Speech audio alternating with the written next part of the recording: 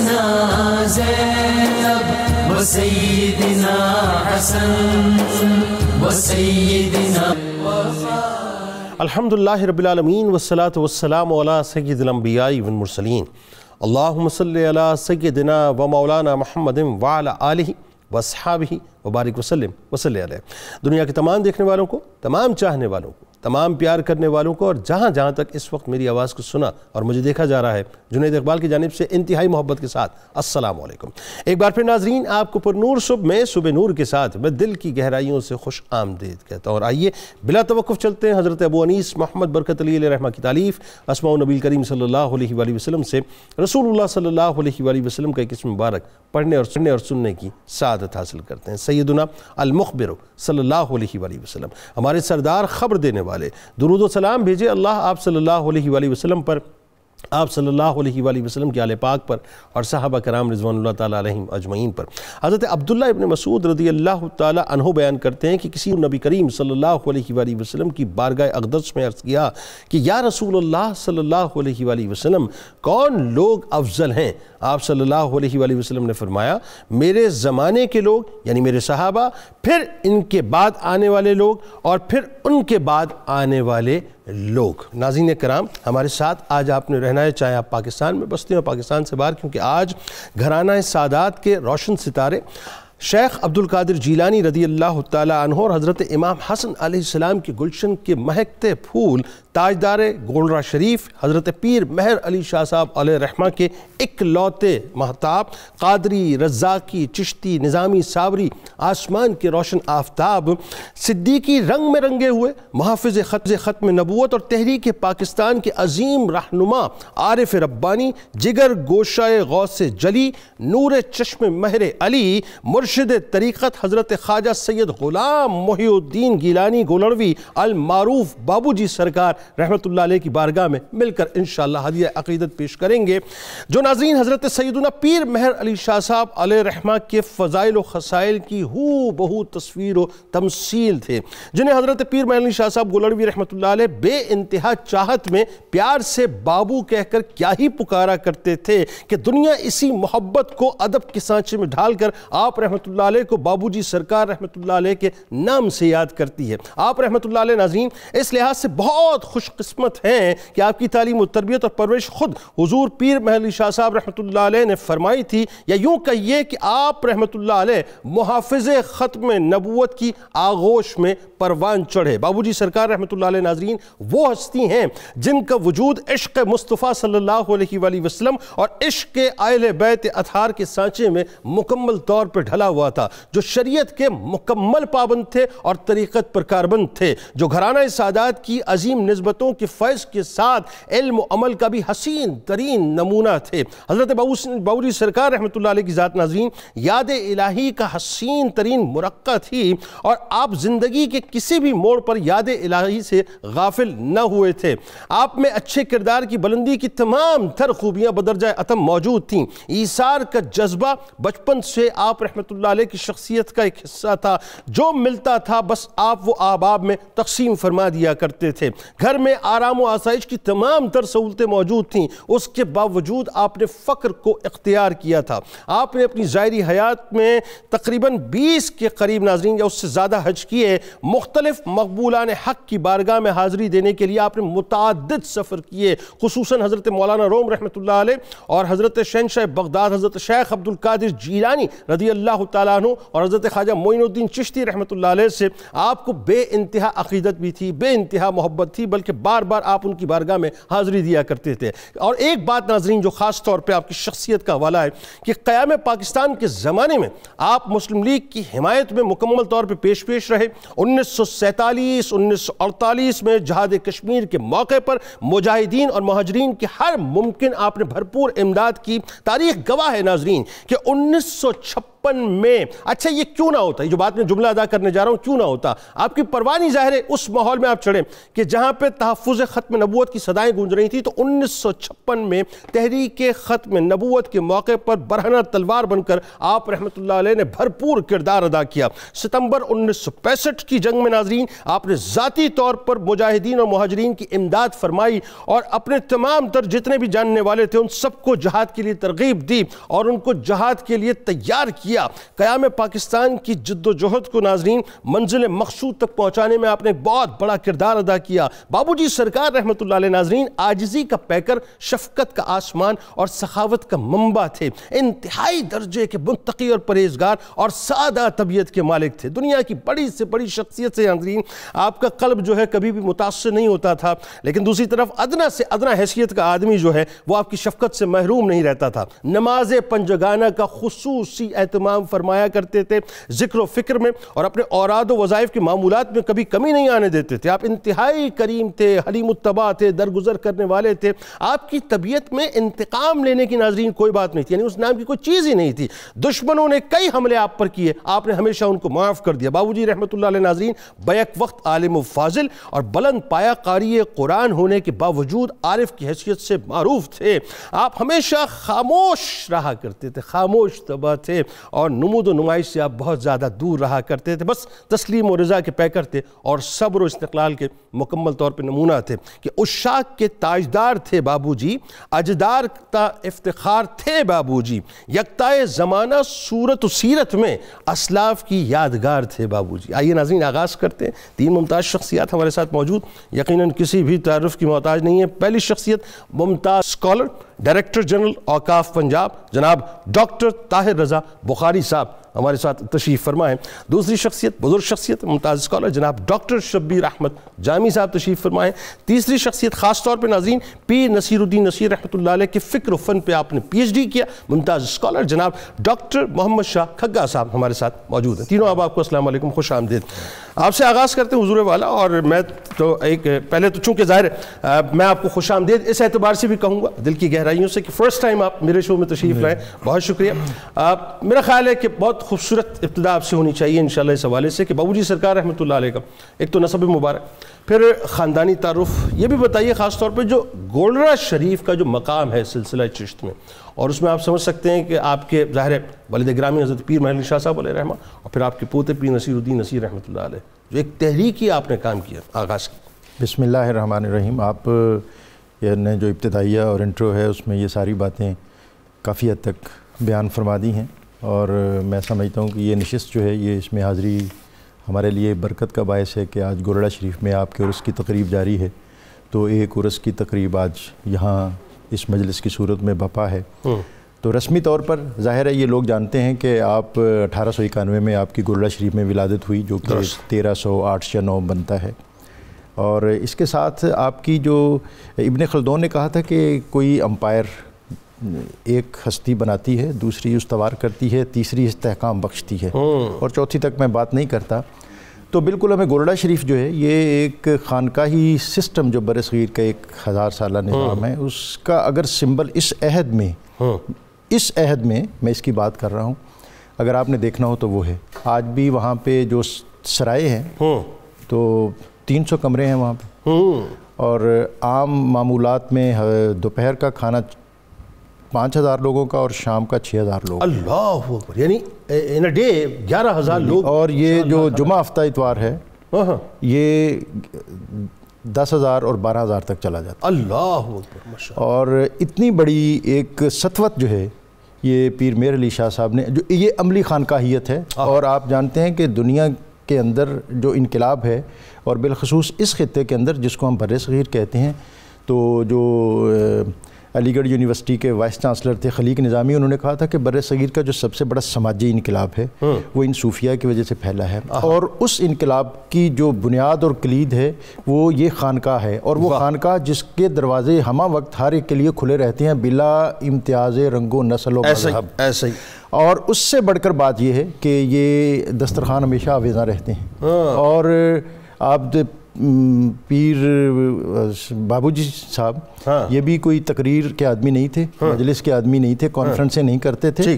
یہ تو شورش کشمیری نے لکھا، اور شورش کشمیری یا احرار کے وہ لوگ ہیں کہ جو بنیادی طور پر ان کی چھننی سے چیزیں جلدی چھنتی نہیں ہیں، بڑی مشکل سے چھنتی ہیں. تو انہوں نے کہا کہ بابو جی تو نگاہ اٹھاتے تھے اور گناہوں کے سوت دھل جاتے تھے. اللہ. اور جب 1953 اور 56 جس تحریک کا آپ نے ذکر کیا ہے، جو موروثیت ہے اس خاندان کی، موروثیت جو ہے وہ صرف کار کوٹھی بنگلے نہیں ہوتے، اصل تو وہ فکر ہوتی ہے. اور اس فکر کو بابو جی نے جس انداز میں آگے بڑھایا ہے، وہ برے صغیر کی تاریخ میں چند ایک جگہوں پہ یہ مثالیں ہیں، اورنگ آباد ہے یا اور مختلف جگہوں پر. اچھا، یہ لیگیسی جو ہے، جس لیگیسی کو میں چاہتا ہوں اس لیگیسی پہ آپ بات کیجئے کہ پیر میر علی شاہ صاحب رحمۃ اللہ علیہ تحفظ ختم نبوت کے حوالے سے ظاہر برے صغیر کے پوری دنیا کا ایک بہت بڑا نام ہے. اتنی عالی شان جو ہے وہ اپنا شخصیت، اور ان کی گود میں آپ کی پرورش ہو رہی ہے، ذرا وہاں سے آغاز کیجیے. بس یہ میں بابو جی کی جو شخصیت کے بیان میں، چونکہ پیر میر علی شاہ صاحب اتنی بڑی ہستی تھی کہ ان کے پھیلاؤ میں بہت سی دیگر ہستیاں جو ہیں وہ جذب ہو گئی ہیں، لیکن بابو جی نے جب یہ 53 اور 56 یہ اس دوران میں تحریک ختم نبوت تھی، تو یہ جو اس دور کے سارے عمائدین اکٹھے ہو کے آپ کے پاس حاضر ہوئے تھے. آپ بالعموم اپنی خانقاہ سے باہر نہیں جاتے تھے. اچھا، ٹھیک. اس غرض سے آپ بطور خاص لاہور اس معتمر اور کانفرنس میں تشریف فرما ہوئے.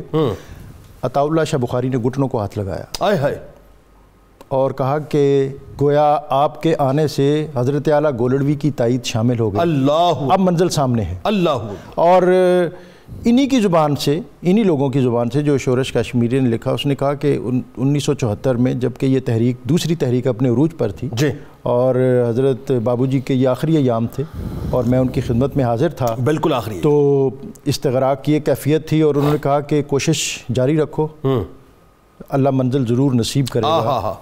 پھر کہتے ہیں کچھ دیر آپ نے آنکھیں بند کیں اور پھر فرمایا کہ فیصلہ ہو گیا، تائید پہنچ گئی، اللہ اکبر، نصرت آ گئی، اللہ اکبر، اور میں حضرت اعلیٰ گولڑوی کی خدمت میں حاضر ہو رہا ہوں اور ان سے عرض کروں گا کہ آپ نے جس پودے کی آبیاری کی تھی اس کا پھل آنے کو ہے. سبحان اللہ. اور آپ دیکھیں یہ چند ماہ کے بعد، اس وقت میرے چند ماہ بات کر رہے ہیں، صرف چند، یہ 74 کی میں بات کروں، چند ماہ کے بعد سپٹمبر میں 7 سپٹمبر کو وہ یا 11 سپٹمبر کو وہ عہد ساز مرحلہ آیا کہ جب اسمبلی نے اس فتنے کو ہمیشہ کے لیے سرکاری یا آئینی سطح پر یا شرعی اور فقہی سطح پر اس کا قلع کما کیا. تو حضرت بابو جی جو تھے، یہ ان کی شخصیت کے جو ایک تو فقر و استغنا ہے، ان کے اندر مہر و وفا ہے، اور بنیادی بات آپ کی جو حالہ ہے آپ کے دو ہستیوں کا ہے یا دو سلاسل کا ہے. آپ حسنی ہیں اور 26 واسطوں سے یا 27 واسطوں سے شیخ عبد القادر جیلانی اور 37 واسطوں سے حضرت امام حسن المجتبیٰ ان تک پہنچتا ہے، اور بہت آپ کے اوپر اور یا آپ کے خاندان کے اوپر یا آپ کی خانقاہ کے اوپر اس ہستی کا بہت سایہ تھا، یہاں تک کہ وہاں جو لنگر چلتا ہے اس کو بھی لنگر غوثیہ کہتے ہیں. بالکل ٹھیک. دوسری نسبت جو ہے وہ چشتی نظامی ہے. اور یہ دونوں روایات جو ہیں اس میں بنیاد ایک تو ہے کہ یہ پہلا سبق ہے کتاب خدا کا کہ ہے ساری مخلوق کنبہ خدا کا، محبت، انسان سے محبت، اور جتنا کوئی کم تر ہے ان کے نزدیک یہ اتنا ہی عظیم تر ہے کہ شکستہ ہو تو عزیز تر ہے نگاہ آئینہ سا. وہ ہے نا کہ کوئی بھی مسلک اختیار کرے، آدمی آدمی سے پیار کرے، آدمی آدمی سے. تو دوسری بات جو ہے وہ علم کی روایت ہے، یہ قادری ہوں یا چشتی ہوں. تیسری جو ہم بات میں آپ کی ذات کے حوالے سے کرنا چاہتا ہوں، جو اسلاف کی آپ کے ہاں ملتی ہے، ہم بہت تذکرہ کرتے ہیں اور یقیناً کرنا بھی چاہیے سلطان المشائخ حضرت خواجہ نظام الدین اولیاء کا، کہ خلجی یا غیاث وہ آپ کی خدمت میں حاضر ہونا چاہتا تھا، تو آپ نے کہا کہ درویش کے گھر کے 2 دروازے ہیں، ایک سے آؤ گے تو میں دوسرے سے نکل جاؤں گا. اپنی خانقاہ میں سرکار اور دربار کی مداخلت نہیں، یہ چشتی نظامی خانقاہ کی بنیاد تھی. اور اب یہاں یہ ہمیں سمجھنا چاہیے کہ جو خانقاہیت ہے بر صغیر کے اندر یہ کچھ اصولوں پر استوار ہوئی ہے. ہم محض اس کو سمجھتے ہیں کہ یہ شاید کوئی اپنا برانڈ ہے اور محض اپنی دکان، ایسا نہیں ہے. جو چشتی نظامی خانقاہ اور حضرت خواجہ معین الدین چشتی اور بابا فرید، اور اس کے بعد اس کا عملی مظہر ہمیں دہلی میں نظر آتا ہے، تو اس میں ایک یہ تھا کہ اپنی خانقاہ میں کسی اسٹیبلشمنٹ اور سرکاری آرڈر کو آنے نہیں دیں گے، اور خود کبھی دربارداری میں مداخلت نہیں کریں گے. یہ اس عہد کی بات ہے 700 سال پرانی. ہم سمجھتے ہیں کہ میں آج کی بات کرتا ہوں، ایوب خان نے جب کیپٹل شفٹ کیا اسلام آباد میں تو اس نے اپنا سیکرٹری بھیجا حضرت بابو جی کی خدمت میں. اچھا، کہ جناب صدر پاکستان آپ سے ملاقات کے متمنی ہیں. ٹھیک ہے. فرمایا ماں تے نہیں ہوں, میں تو نہیں ہوں, میں تو نہیں ہوں, اور میرے بزرگوں کا یہ مشرب بھی نہیں ہے کہ ہم کسی دربار میں جائیں, کسی کے آفس میں جائیں, کسی میں. وہ مسلسل اصرار کرتا رہا, اور یہ اسی شورش کشمیری نے لکھا ہے, اور میں بار بار ان کا حوالہ اس لیے دے رہا ہوں کہ ہم تو عقیدت بھرے لوگ ہیں, ہم تو محبت میں بھی لیکن وہ ناقدین تھے, وہ ناقد تھے, اور وہ بڑے کڑے ناقد تھے. بڑے کڑے ناقد. تو اس نے کہا کہ اسلام آباد یعنی پوٹھوہار, لاہور اور کراچی حضرت بابو جی کو مسلسل ان کی گورنمنٹ فالو کرتی رہی, اسٹیبلشمنٹ فالو کرتی رہی کہ آپ کسی نہ کسی طرح ہمیں ٹائم دیں. ٹھیک ہے. تو آپ نے فرمایا کہ یہ میری خانقاہ کا, میرے بزرگوں کا یہ مشرب نہیں ہے, مجھے اس سے معذور رکھیں. تو یہ ایک, آج جب ہم ان کی زندگی کی بات کر رہے ہیں تو ایک طرف تو وہ ہے کہ آپ اپنی خانقاہ سے نہیں نکلے, لیکن ختم نبوت کا معاملہ آیا تو گولڈا شریف سے چل کر لاہور آئے, اور آپ کی وجہ سے مطلب وہ نکل کر خانقاہ سے ادا کر, یہ اس کا عملی مظہر یہ ہے. بالکل ٹھیک ہے. کہ آپ کی وجہ سے پھر اس تحریک میں وہ جان آئی کہ انہوں نے کہا کہ جتنے مسالک اور مکاتب ہیں آپ کی تشریف آوری کے بعد وہ اس تحریک کے مؤید و مؤمد و معاون بنے. بالکل ٹھیک ہے. بات آگے دوسری اس کی جو ہے وہ ہم اس پر بات کریں گے کہ خانقاہ سے آج چیزیں معدوم ہو گئیں, وہ علم کی روایت ہے. آج کون شیخ طریقت اپنے صاحبزادے کو سبکن اس طرح چیزیں پڑھاتا ہے, آتے ہیں جس طرح اس پہ آتے ہیں پیر مہر علی شاہ صاحب نے حضرت بابو جی کو پڑھا. بالکل ٹھیک. میں اگلے اسپیل میں جب آپ کے پاس آؤں گا انشاءاللہ تو اس پہ ضرور کلام کروں گا, کیونکہ ایک بڑا اہم نقطہ اسی معاملے کے اندر ہے کہ جب حضرت پیر مہر علی شاہ صاحب علیہ الرحمٰن نے ظاہر ہے آپ کو بیعت فرما لیا, اور پھر وہ ارشاد کے لیے جب آپ کو حکم دیا, اس بار کو آپ نے اٹھانے سے کئی مرتبہ انکار کیا. اس پہ میں انشاءاللہ آگے آپ سے سوال کروں گا آگے. لیکن ذرا ڈاکٹر صاحب یہ بتائیے کہ پیر سید غلام محی الدین گیلانی المعروف بابو جی سرکار رحمۃ اللہ علیہ کی ایک تو پیدائش کے بارے میں بتائیے ہمیں, اور جو ابتدائی تعلیم و تربیت, اب دیکھیں نا یہ بڑا امپورٹنٹ ہوتا ہے کہ تعلیم و تربیت کن ہاتھوں میں ہو رہی ہے, کون سی آغوش ملی, کون سی گود ملی, کون سا ماحول ملا, پھر مشاہیر اساتذہ آپ کو کون سے ملے. اور زمانہ طالب علمی میں جب میں پڑھ رہا تھا تو میں تو اب اچھا حیرت زدہ میں یوں بھی نہیں ہوا, بھئی سادات کا گھرانہ ہے, یہ تو ہے ہی جود و کرم والا گھرانہ نا, اولاد ہی انہیں کے, نسل ہی وہی ہے. تو وہ جو اپنا سب کچھ دے دینا اور فخر اختیار کرنا, بتائیے ذرا. بسم اللہ الرحمن الرحیم. انتہائی خوبصورت باتیں چونکہ چل رہی ہیں. حضرت بابو جی رحمۃ اللہ علیہ غلام محی الدین قادری چشتی نظامی, آپ کی شخصیت کے جو ابتدائی ایام اور مراحل ہیں وہ بھی بڑے خوبصورت ہیں. کہتے ہیں کہ جب آپ کی ولادت ہوئی تو آپ کے والد گرامی سیدنا پیر مہر علی شاہ صاحب رحمۃ اللہ علیہ کو خوشخبری دی گئی اور لفظ ادا کیا گیا مبارک. تو آپ میں چونکہ بڑی گہرائی تھی تو آپ نے کہا کہ مبارک کے لفظ سے میں سمجھا تھا کہ شاید مجھے خدا مل گیا ہے. تو یہ اب بتا رہے ہیں کہ نہیں, آپ کے گھر ایک صاحبزادہ آیا ہے. تو پھر نگاہ بصیرت سے دیکھ کر کہنے لگے کہ ہر کسی کو اولاد نرینہ کے ملنے کی خوشی ضرور ہوتی ہے, لیکن ہمیں خوشی اس لیے ہے کہ ہمارے گھر میں اللہ اللہ کرنے والی روح آئی ہے. اللہ اکبر. اللہ یعنی جس کی پیدائش پر اللہ اللہ کرنے والی روح کی گارنٹی اپنے زمانے کا غوث اور کتب دے رہا ہے. اللہ اکبر. تو آپ اس کیفیت کا اندازہ لگا لیں, یعنی وہ مادرزاد ولایت کی جو ہے مہر ثبت ہو رہی ہے کہ یہ کیا چیزیں لا رہا ہے. پھر پیر مہر علی شاہ صاحب رحمۃ اللہ علیہ کے بارے میں جیسے کہ ہمارے محترم ڈاکٹر صاحب نے فرمایا, بخاری صاحب نے, کہ وہ ایک بہت بڑا استعارہ تھے علم کا, عشق کا, حفاظت کا اور قیادت کا. یعنی پیر مہر علی شاہ صاحب نے صرف تصوف کا ہی احیاء نہیں کیا, بلکہ آپ کی شخصیت جو بڑا کمال تھا کہ علم کو اور تصوف کو آپ نے اکٹھا کر کے دکھایا. سبحان اللہ. علماء الگ لائن پر چلتے تھے, صوفیہ الگ تھے. تو کچھ ایسی شخصیتیں بھی برے صغیر میں جو بڑی جامع صفات تھیں. ٹھیک ہے. عالم بھی وہ بڑے جید تھے اور صوفی اور معرفت میں بھی بڑے کامل تھے. وہی رنگ آپ نے اپنے صاحبزادے میں بھی منتقل کیا. تو پہلے تو خود پڑھاتے رہے, بعد میں یہ ذہن میں ہے کہ اس کو بہت بڑا قاری قرآن بھی بنایا جائے. تو خان کہوں کے لوگ سن رہے ہیں, جیسے بخاری سے بھی اشارہ کر رہے تھے کہ آج خان کہوں میں اگر جو بچے قرآن مجید نہیں پڑھیں گے اور قرآن پڑھنے کے لیے ہم کسی اور کی طرف دیکھیں گے تو یہ روایت کبھی بھی نہیں رہی اسلاف کی. بالکل. تو پیر مہر علی شاہ صاحب نے جو حدود متعین کی ہیں ان کو بہت بڑا قاری بنایا. وہ عبد الرحمن جون پوری رحمۃ اللہ علیہ جو اس علاقے کے بہت بڑے قاری تھے ان کو مقرر کیا اور باقاعدہ آپ قرات کرتے تھے. ٹھیک ہے. اور پیر نصیر الدین صاحب اس بات کا بڑا تذکرہ کرتے تھے کہ ہمارے جو دادا جی تھے بابو جی بہت خوبصورت قرات کرتے اور اس کا ایک رنگ قرات کا ہم پیر نصیر الدین صاحب کے ہاں بھی سنتے ہیں کہ یہ بھی بہت بڑے قاری تھے. سبحان. دوسرا وہاں یہ اہتمام کیا کہ اپنے زمانے کے بہت بڑے عالم سبحان مولانا محمد غازی جن کو مدرسہ سولتیہ سے پیر مہر علی شاہ صاحب اپنی ذات کی کشش کی بنیاد پر یہاں لائے تھے. اللہ. وہ حاجی امداد اللہ مہاجر مکی کے پاس پڑھتے تھے. جب ان کی پہلی دفعہ پیر مہر علی شاہ صاحب کے ساتھ رابطہ ہوا اور گفتگو ہوئی خانہ کعبہ کی حدود میں آپ کی شخصیت کے جادو اثر سے وہ اتنے متاثر ہوئے انہوں نے اپنے آپ کو یہاں وقف کیا.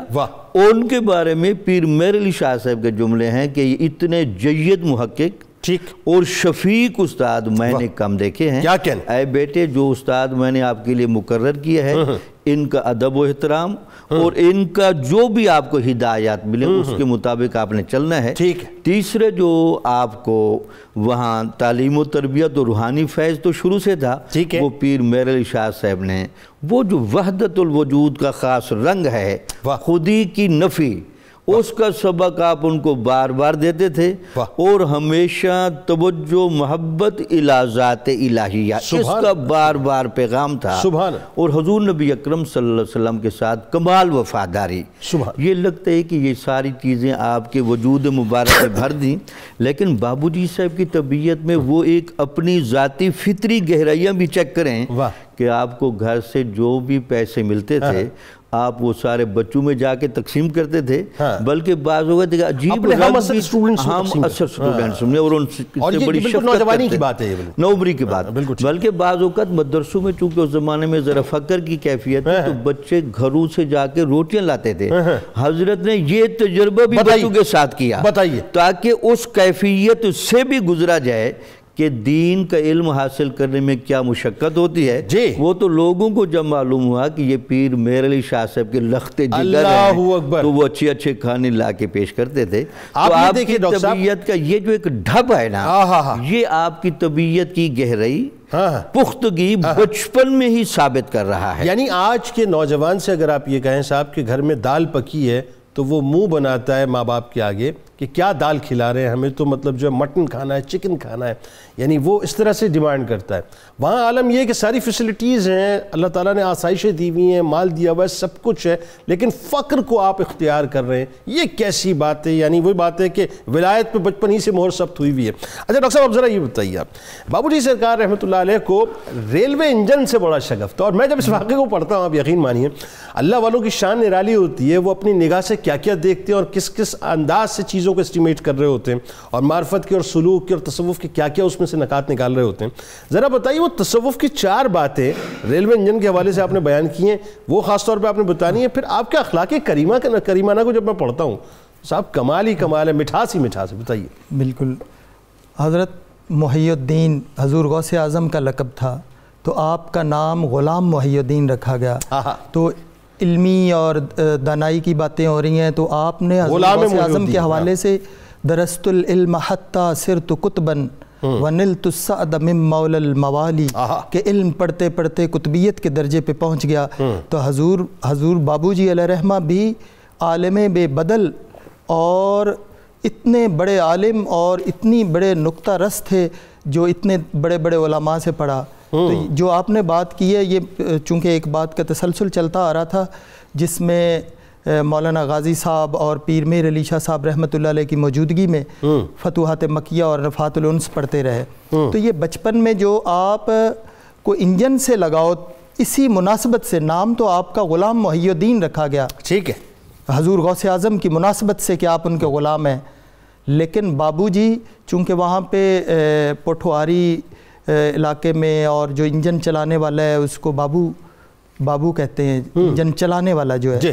تو آپ گولڑا کے اسٹیشن قریبی 3-4 کلومیٹر کے فاصلے پہ آپ وہاں پہ چلے جانا جب پوچھا جانا، جب ان کے بارے میں معلومات ہونی تو گاڑی کو دیکھنے کے شوق میں اسٹیشن پہ وہیں پہ باجماعت نمازیں ہو رہی ہیں، وہیں پہ زہد و وظائف ہو رہے ہیں، اور حتیٰ کہ رات گئے تک ان کی سوانح آیات میں لکھا ہے کہ شب بیداری کی بھی یہیں سے عادت پڑ گئی کہ رات گئے تک جو ہے نا گاڑیاں آتے جاتے دیکھتے رہنا.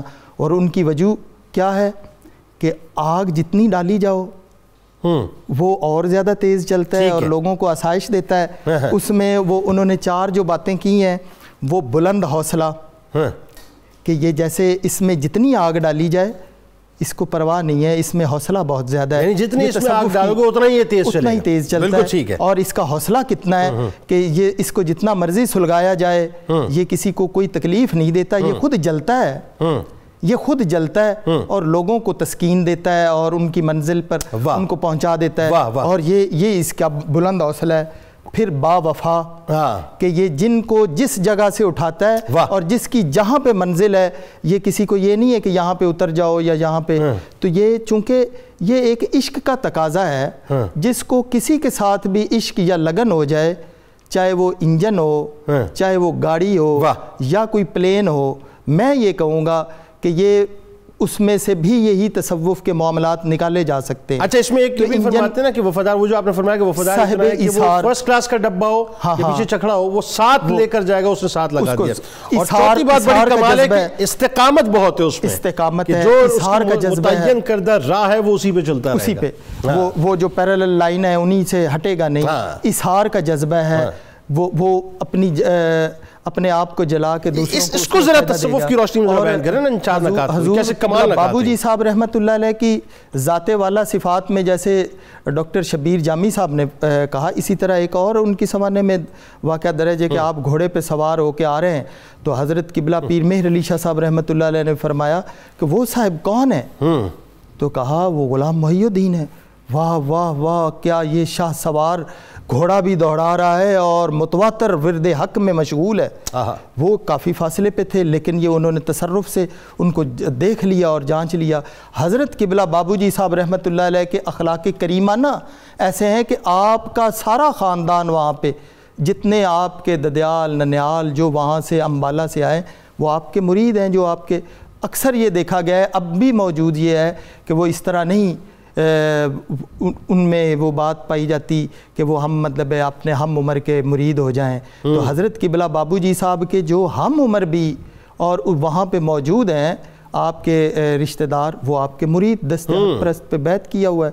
اور پھر ریاست رامپور سے صاحبزادہ واجد علی اشکرام پوری، نواب کلب علی خان کے رشتہ داروں میں سے بہت بڑے، حضرت بابو جی صاحب سے ملاقات ہوئی تو اپنی ریاست چھوڑ کے انگلینڈ میں منچسٹر میں ان کے گھر اور محل وہ سارے چھوڑ کے گولڑا میں بوریا نشیں ہو گئے. احمد عطاس مدنی جو مدینہ منورہ گنبد خضرا کے وہ متولی ہیں، وہ آ کے حضرت بابو جی صاحب کے مرید ہو گئے. جیسے شورش کشمیری کی باتیں کی جا رہی ہیں، شورش کشمیری اسی طرح تنقید کرنے آئے اور آپ کا نیاز مندوں میں شامل ہو گیا اور عقیدت مندوں میں، اور وہ اس مملکت کا مرد مسلمان چلا گیا. وہ کیا خوبصورت انہوں نے یہ آپ کی جو ہے وہ انتقال کے بعد خراج تحسین پیش کیا اور آپ کا جو مرثیہ پیش کیا. تو جو بھی حضرت قبلہ بابو جی صاحب سے ملا، مثلا میں نے اپنے کئی ایسے احباب سے خود ملاقاتیں کی ہیں، ان سے ملا ہوں. یہاں پہ جھنگ میں، سرگودھا میں ٹیوانہ خاندان ہے، جیسے سلطان محمود ٹیوانہ ہے، وہ اپنی ہر چیز چھوڑ کے گولڑا شریف میں مدفون ہے. مولانا فیض احمد فیض بکھر کے رہنے والے تھے، بہت بڑے عالم دین، وہ گولڑا شریف میں مدفون ہے. اتنے لوگ، بات کرنے کا مطلب یہ ہے کہ جو آپ سے ملا ہے، درد بھی لیا، سوز بھی لیا اور آپ کا ہو کے رہ گیا، اور وہ پھر نہیں وہاں سے گیا، وہ گولڑا کا ہو گیا ہے. کیا کہنے. حضرت سید غلام محی الدین گیلانی المعروف بابو جی سرکار رحمۃ اللہ علیہ کی بارگاہ میں ہدیہ عقیدت پیش کریں. ناظرین آئیے سرکار علیہ السلام پر مل کر درود پاک کا نذرانہ پیش کرتے ہیں، اور انشاءاللہ جب لوٹیں گے تو ڈاکٹر صاحب سے ایک بڑی اہم ترین میں نے بات کرنی ہے، وہ یہ کہ آج ہمارے یہاں میں اللہ ماشاءاللہ یہ میں حاشیہ لگا کے بات کر رہا ہوں، بہت اچھے لوگ بھی ہیں، اور ظاہر ہے وہ جو کہ خوف خدا رکھتے ہیں، خوف آخرت رکھتے ہیں، بیعت کرنے سے پہلے بڑے گھبرا رہے ہوتے ہیں کہ اس بار کو کیسے ہم اٹھائیں گے بروز محشر. لیکن وہ بھی تو ہے نا صاحب کہ جنہوں نے چھوٹی چھوٹی دکانیں نہیں، بڑی بڑی بڑی دکانیں کھولی ہوئی ہیں. بابو جی سرکار کا معاملہ بڑا عجیب ہے صاحب رحمۃ اللہ علیہ. پیر محمد علی شاہ صاحب رحمۃ اللہ علیہ بار بار اصرار فرما رہے ہیں, آپ بار بار انکار فرما رہے ہیں. کیا شان ہے صاحب سرکار علیہ السلام پہ درود پاک کا نذرانہ. علی و سیدتنا فاطمہ و سیدتنا زینب و سیدنا حسن و سیدنا حسین وعلی آلہ و صحبہ و بارک وسلم علی و سیدتنا فاطمہ و سیدتنا زینب و سیدنا حسن و سیدنا حسین وعلی آلہ و صحبہ و بارک وسلم فاطمہ و سیدتنا زینب و سیدنا حسن و سیدنا حسین. ایک بار پھر ناظرین میں آپ کو خوش آمدید کہتا ہوں. حضرت پیر سید غلام محی الدین گیلانی رحمۃ اللہ علیہ المعروف بابو جی سرکار کی بارگاہ میں ہدیہ عقیدت پیش کر رہے ہیں. اور کیا شان ہے ناظرین, جن کے والد گرامی پیر محمد علی شاہ صاحب علیہ رحمہ ہوں اور جن کے پوتے پیر نصیر الدین نصیر علیہ رحمہ ہوں, تو کیا خانوادہ اور کیا شان ہے. اچھا, پیر نصیر الدین نصیر علیہ رحمہ ناظرین آپ سے بہت, اور ظاہر ہے یہ ایک بڑا فطری سا تعلق ہوتا ہے کہ پوتا اپنے دادا سے بڑی محبت کرتا ہے. فرماتے ہیں کہ یہی زندہ حقیقت ہے, یہی سچ بات بابو جی, ہزاروں وصف ہیں اور ایک تمہاری ذات بابو جی, تمہارے دم قدم سے تھی نرالی بات بابو جی, نہ ویسے دن ہیں بابو جی نہ ویسی رات بابو جی, کرم گستر تم ہی ہم پر رہے دن رات بابو جی, ہماری لاج ہے اب بھی تمہارے ہاتھ بابو جی. جو زائر آ رہا ہے کہہ رہا ہے وہ عقیدت سے, جو زائر آ رہا ہے کہہ رہا ہے وہ عقیدت سے, ادھر بھی ہو عنایت کی ذرا برسات بابو جی, حقیقت ہے سحر تک خواب میں جلوے تمہارے تھے, حضوری میں گزاری ہم نے ساری رات بابو جی, محبت کی نظر سے دوست دشمن سب کو دیکھا ہے, محبت کی نظر سے دوست دشمن سب کو دیکھا ہے, رہی سب پہ کرم فرما تمہاری ذات بابو جی, چلی دشمن نے چالیں اور سب الٹی پڑی اس پر, چلی دشمن نے چالیں اور سب الٹی پڑی اس پر, بھلائی سے بدی کو تم نے دی ہے مات بابو جی, ہمیں اپنا بنایا پھر کرم ہم سب پہ فرمایا, نگاہ مہر سے دیکھا کیے دن رات بابو جی, وہی سر حقیقت ہے وہی راز طریقت ہے, وہی سر حقیقت ہے وہی راز طریقت ہے, اشاروں سے ہمیں سمجھا گئے جو بات بابو جی, تمہارے درس ہی نے مجھ کو توحید آشنائی دی, وگرنہ کیا ہوں میں کیا ہے میری اوقات بابو جی. اور آخری مقطع کہ نصیر آیا ہے لے کر آج گلدستہ عقیدت کا, نصیر آیا ہے لے کر آج گلدستہ عقیدت کا, یہی ہے اس کا نذرانہ یہی سوغات بابو جی.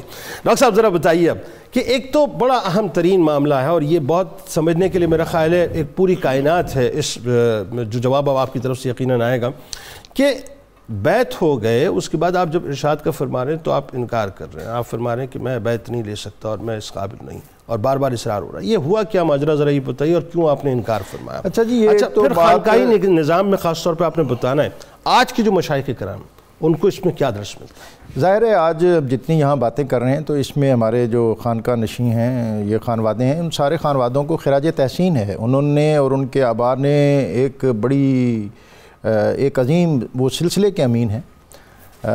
یقیناً بہت سی جگہوں پر کچھ کمی بیشی بھی ہوگی, لیکن بہرحال ہم ان سب کو خراج تحسین اور خراج محبت پیش کرتے ہوئے, بالخصوص جو ہماری آج کی ممدوح شخصیت ہے, اور اس حوالے سے آپ نے کلام بھی ابھی پیش کیا, اور اس سارے خاندان اور گھرانے کے اندر اپنے آباء و اجداد کے ساتھ محبت اور نسبت پختہ ہے, اور مشرب آپ کو دیکھ کے محسوس ہو جاتا ہے کہ یہ انہی جو انہوں نے آویزاں کیا, انہوں نے اس کو خطوط کھینچے حضرت بابو جی نے.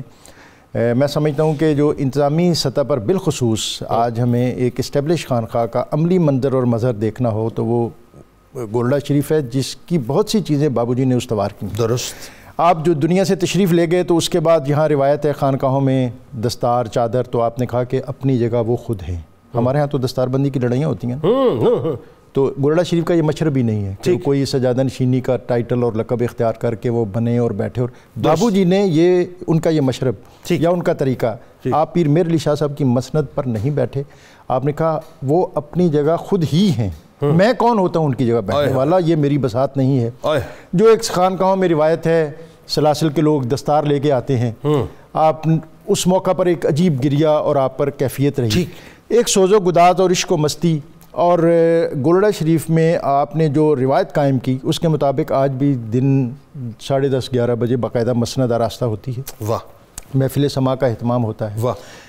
جو بلبلے جنہیں اندلیب مولانا روم کہا جاتا تھا، جو آپ کے قوال تھے محبوب صاحب، ان کو آپ نے بطور، آپ کو مولانا روم سے بہت عقیدت محبت تھی. مولانا جامی کے مزار پر جاتے تھے قافلے کی صورت میں، مولانا روم کے مزار میں آپ ایک دفعہ گئے، 60s کی شاید بات ہے، تو آپ کی خواہش تھی کہ مولانا روم کے مزار پر سما ہو، اور وہاں ایسی کوئی روایت نہیں تھی. تو مجھے یہ بات آپ کے پوتے حضرت پیر معین الحق صاحب نے بتائی. جی. خانقاہ مولانا روم کی وہ بند ہونے کو تھی، تو انہوں نے وہاں کے جو متولی تھے وہ آئے، انہوں نے آپ کا گولڈا شریف کے جو بزرگ ہیں ان کے اندر قدرت نے ایک اورا جو ہوتا ہے، جو ان کی شخصیت کا حالہ اور دائرہ ہے، یہ جو اس میں آتا ہے یہ لوگوں کو کھینچتا ہے اپنی طرف. تو وہ آئے اور انہوں نے نیاز پیش کیا اور انہوں نے کوئی خواہش فرمایا آج مولانا روم کے مزار پر سما کا پروگرام ہے. انہوں نے کہا کہ یہ جیسے ہی ابھی ہمارے یہاں کے معمولات ختم ہوتے ہیں تو اس کے بعد آپ یہاں سما کا اہتمام فرمائیے گا. مجھے 5 سال پہلے جب میں نے ذکر کیا آپ کے پوتے جو مجدد تعلیمات مہریاں حضرت پیر معین الحق صاحب، ہم قافلے کی صورت میں وہاں گئے، توسہ شریف کے اور دیگر عمائدین بھی اس میں شامل تھے، تو اسی جگہ پر اسی مقام پر بیٹھ کر انہوں نے اپنے دادا کی اس روایت کو تازہ کیا اور وہ ریکارڈنگ جو ہے اس کو آن ایئر کیا. تو یہ خانوادہ جو ہے یہ ان کے اندر علم کی روایت بہت ہے اور اپنے آبا کا مشرب جو ہے اس کا استحکام جو ہے وہ بہت زیادہ ہے، یعنی لیگیسی کو ٹرو کرنا.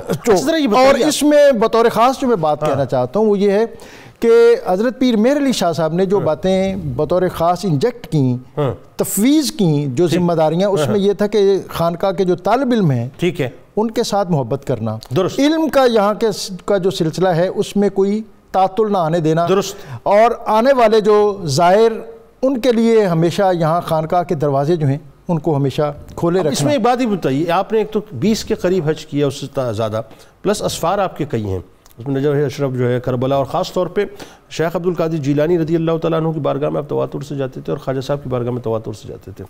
یہ بتائیے یہ کیا، یہ اسفار یہ یہاں جاتے تھے، ظاہر ہے یہ تو ان کی نسبتیں تھیں. وہ دور جو ہے یہ ہمارے ہاں ان جگہ جتنی بھی ہیں یہ کوئی بہت زیادہ خوشحالی کا دور نہیں تھا. از خود عرب میں آپ جب مدینہ منورہ جاتے تھے تو دنیا جو ہے وہ آپ کے گرد جمع ہوتی تھی، اور یہی بتایا جاتا ہے کہ آپ تجوریوں کے منہ کھول دیتے تھے اللہ، اور وہاں از حد خدمت کرتے تھے. انسان تو انسان، وہاں کے جو چرند پرند تھے ان کے ساتھ بھی عقیدت اور نیاز کا اظہار کرتے تھے. نجف اشرف ہو، کربلا معلیٰ ہو، اجمیر شریف ہو، یہ وہ ساری نسبتیں ہیں جن نسبتوں کے آپ امین تھے. اور پھر آپ نے ہر عہد اور ہر دور، آپ کی زندگی جو 37 سال آپ مسند پر رہے، تو اس دوران آپ نے جو سلوک و تصوف ہے اس کو بھی نبھایا، اور اس عہد کی جتنی اکابر شخصیات تھیں علمی، دینی، روحانی، ان کے ساتھ ایک ربط رکھا.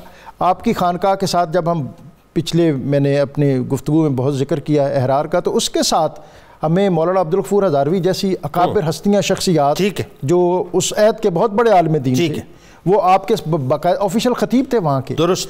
تو یہ ایک باقاعدہ ایڈمنسٹریٹو سیٹ اپ جو آپ نے دیا، وہ اس کو اس قدر مضبوط بنیادوں پر استوار کیا کہ جو آج بھی اسی انداز میں آگے بڑھ رہا ہے اور چل رہا ہے.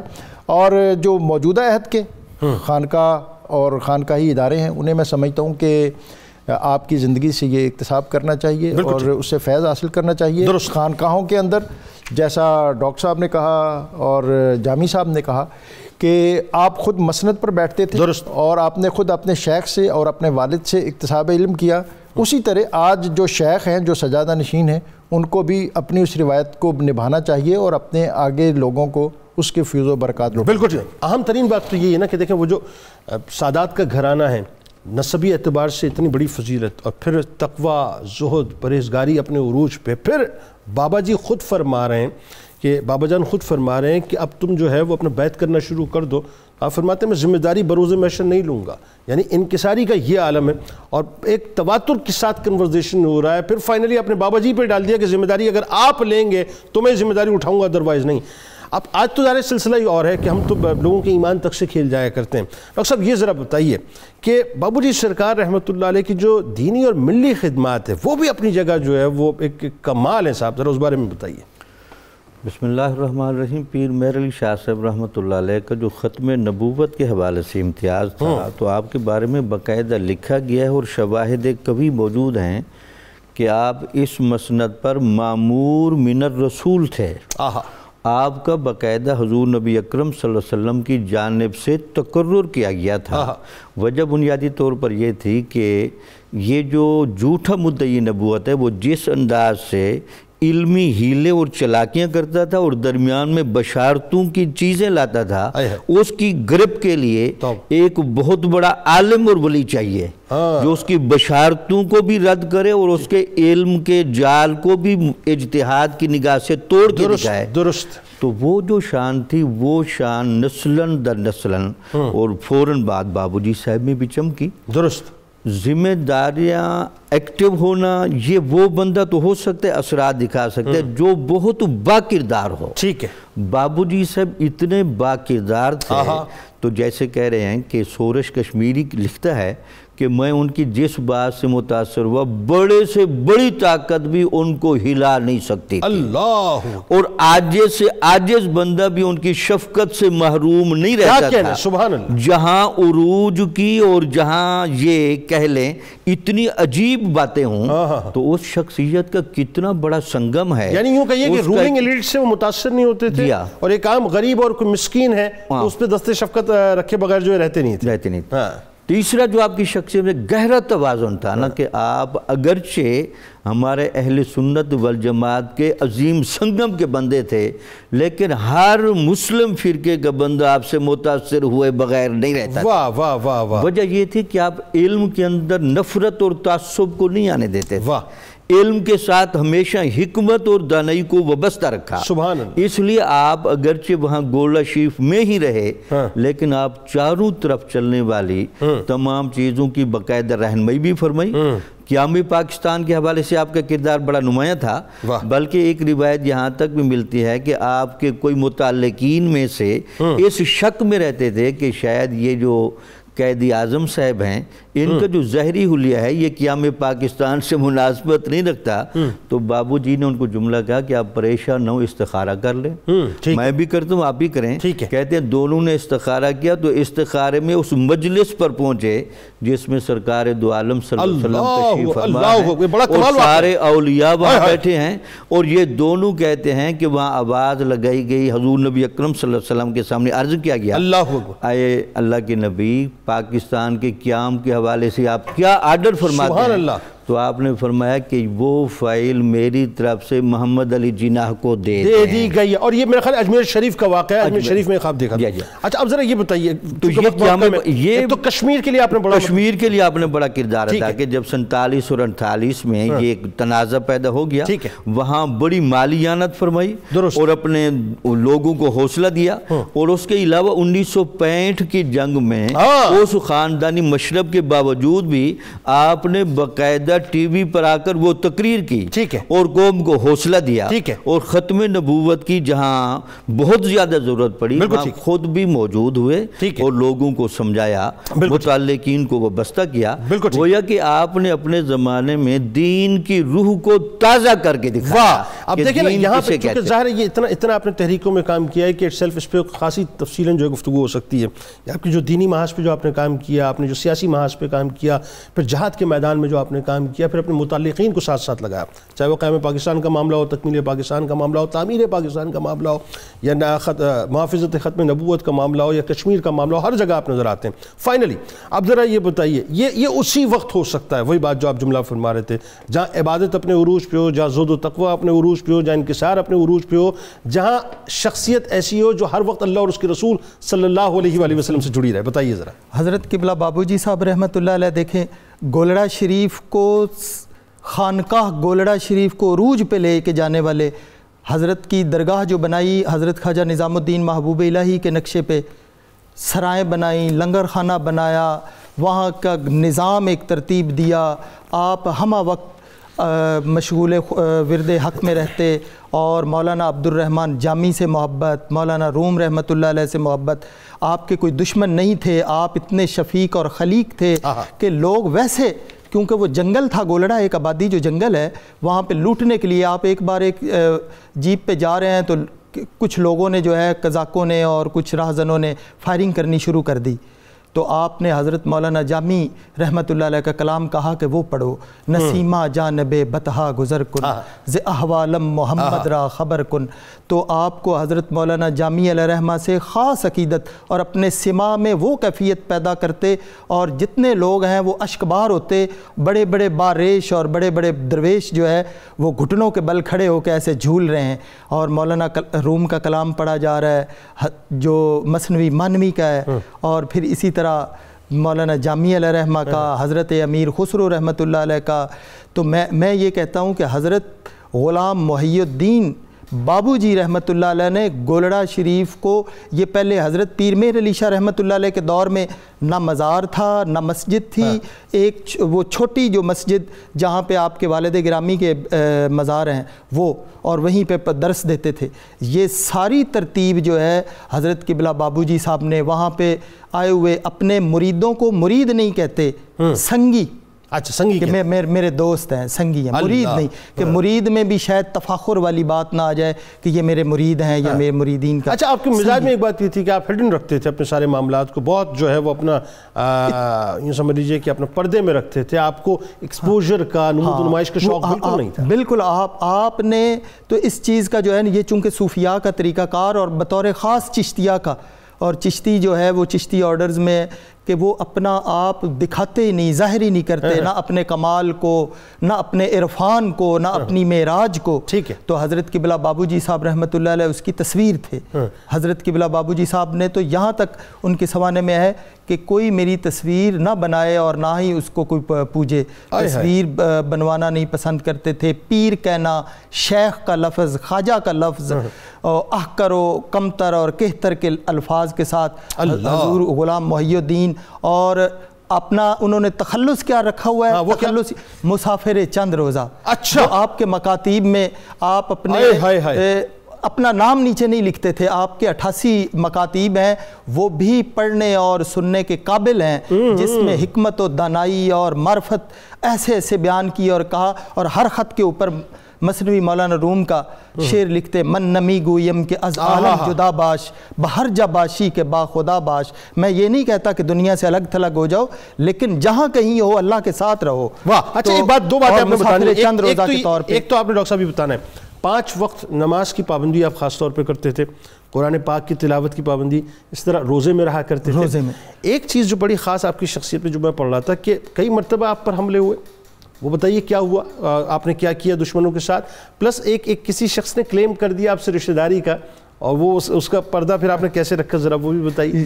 یہ دیکھیں، حضرت قبلہ غلام محی الدین جو ہے وہ اپنے غیروں کے لیے وہاں پہ کچھ سکھ تھے اور دیگر جو آپ کہہ رہے ہیں، یہ بس کوئی بات ہے تو اس میں آپ ان کو اپنا ہی کہتے، کسی کو غیر نہیں کہتے۔